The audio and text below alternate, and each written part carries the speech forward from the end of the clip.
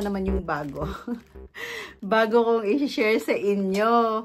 Ano siya, Japan na whitening. So, ang cute lang nung ano niya lalagyan. So, before, nagamit ko na siya. Tapos, paiba-iba kasi talaga ako ng ano eh. Hindi talaga ako nag-stay sa isang, ano, sa isang sabon. So, parang lahat tinatry ko. Tapos, kung saan yung maganda. Pero, yan, maganda yan siya, guys. Kapag ginamit nyo. Kasi, tapos matagal nyo siyang gamitin kasi hindi siya yung laging, ano, parang hindi siya mabilis matunaw yung sabon na yan. So, yun lang. Ito na guys, yung ni-slice ko na papaya. I-slice ko yan. Ganyan lang sa palalaki. Kailangan gawin.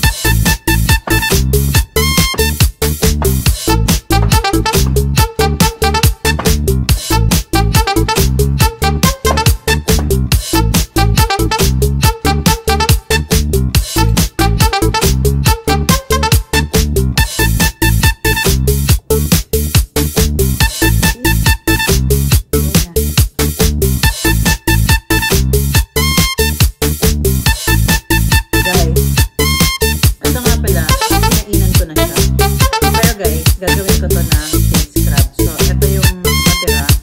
So, slice natin yung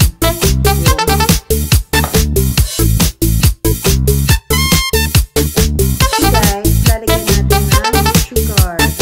Brown sugar. Lalagyan natin ng sugar. Okay, yun o. Guys.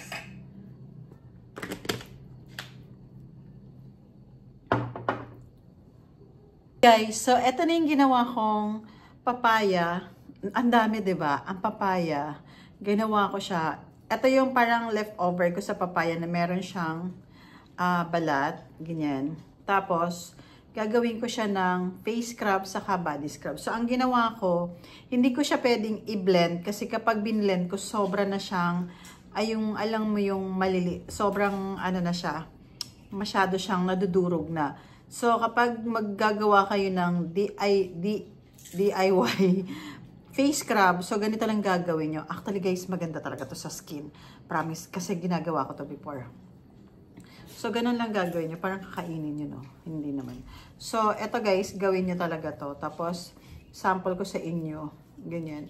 Kasi, di ba, minsan hindi na natin kakainin yung balat ng papaya.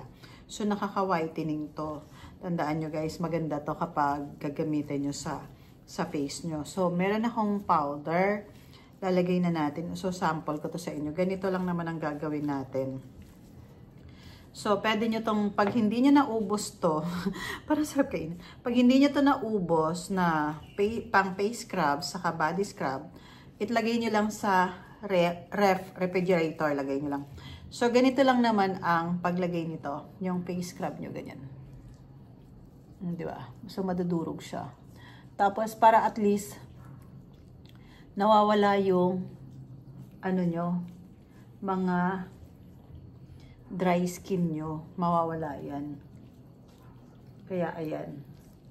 So, gawin nyo yan. Para at least, mag-light yung skin nyo.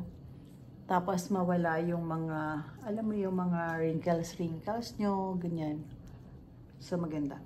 Ang maganda lang dito kasi nakaka-whitening pa siya. Siyempre, papaya yan, kaya nakaka-whitening. So, ayan.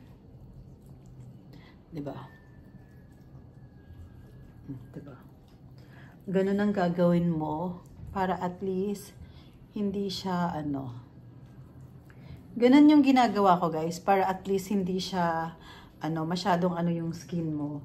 Para at least baby skin ka pa din. O, diba? Yan. So,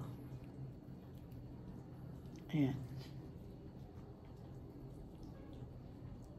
So, gagamitin natin to sa body natin. So, ganyan ang gagawin natin. Pang face scrub, saka ano. Pwede rin to lagyan ng milk, pero ang ginawa ko, sugar lang. Para at least hindi ano. So, ganyan ang gagawin natin. So, wala akong towel. Wala akong towel, di ba? So, gagawin na lang natin is yung tissue. Try muna natin. O, diba? Diba? Wala nang ano yan na. Ganyan ang ginagawa ko, guys. DIY na face scrub. Maganda siya sa skin. Try nyo. Maganda siya sa ano. So, yun lang guys yung masishare ko sa inyo. Thank you so much for watching and don't forget to click the notification bell para updated kayo sa vlog ko na walang perfect. Pero try nyo guys to, yung mga ganyan, mga fruits sa skin nyo. Maganda siya. Kasi matagal ko na siyang ginagawa talaga. Ganun ang ginagawa ko. Lahat ng like, mga gagamitin nyo na hindi nyo nakakainin. Gawin nyo sa face nyo. Gawin nyo, ilagay nyo sa mga face nyo, sa body nyo. Maganda siya kasi 'di ba more on fruits para at least magiging baby skin ka, hindi ka yung sobrang nagda-dry yung skin mo. Kahit hindi tapos matagal ka pang tumanda. 'Di ba? Oo. Matagal kang tumanda kapag lagi mo inaalagaan yung face mo, ganyan.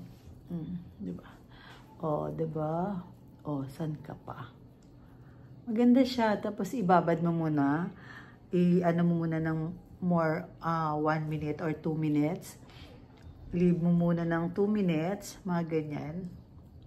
2 minutes, 3 minutes, ganyan. Tapos before you wash your face, ayan. At least para at least na-absorb niya yung yung fruits sa skin mo, 'di ba? So, 'yun ang maganda sa yun ang maganda sa mga DIY na mga fruits kasi maganda siya sa mukha.